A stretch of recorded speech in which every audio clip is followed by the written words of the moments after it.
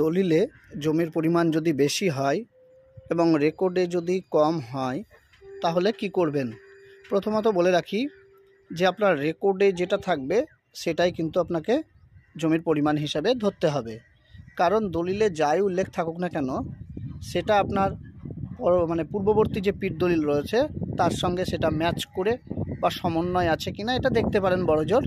তাছাড়া কিন্তু দলিলের যে পরিমাণ তার থেকে রেকর্ডে যে পরিমাণটা সেটাকেই ভ্যালু বেশি দেওয়া হয়, মূল্য বেশি দেওয়া হয়। তার কারণ হলো আপনার রেকর্ড অনুযায়ী সেই দাগে যতটুকু জায়গা রয়েছে এবং আপনার খতিয়ানে ততটুকু জায়গা আপনি পাবেন। এবার তার বেশি যদি আপনি নিতে চান তাহলে কিন্তু হবে না। দলিল অনুযায়ী যদি নিতে চান, দলিলে যেহেতু বেশি রয়েছে সেহেতু আপনাকে পূর্ববর্তী রেকর্ডগুলো আগে আপনাকে ভালো করে দেখতে হবে। এক্ষেত্রে আপনি আরএস যে রেকর্ড রয়েছে সেটা গুরুত্বপূর্ণ হয়ে দাঁড়াবে। আরএস রেকর্ডে কি রয়েছে, আপনার দাগে কতটা জমি বা সেই খতিয়ানে কতটা জমি রয়েছে এটা কিন্তু আপনাকে দেখতে হবে। এছাড়াও আপনি কেবি রেকর্ডটা তুলতে পারেন, যেটা খানাপুরি বুঝারত বা এক কথায় সেটা মাঠ পর্চার মতনই কাজ করে।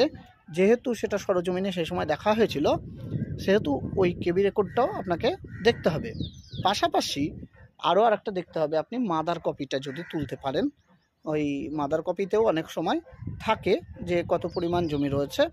তাছাড়া একজন ভালো আমিন দিয়ে আপনি নিয়ে আসবেন এবং পুরো জমিটা পরিমাপ করবেন।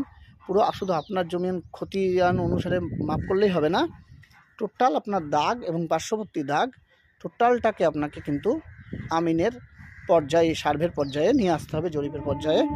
তারপরে সমস্ত কাগজ চেক করে দেখতে হবে। আর যদি দেখা যায় যে কোনো কোশেয়ারার বা ওয়ারিশ এই জমি বেশি বিক্রি করে দিয়েছে অথচ তার পরিমাণ কম ছিল, সে কম পেত রেকর্ড অনুসারে, তাহলে কিন্তু আপনি কিছু করতে পারবেন না। আর যদি পূর্বের রেকর্ডে বেশি থেকে থাকে, এখন যদি কম হয়ে গিয়ে থাকে কোনো কারণে, তাহলে সেটা আপনি সংশোধন করে নিতে পারবেন।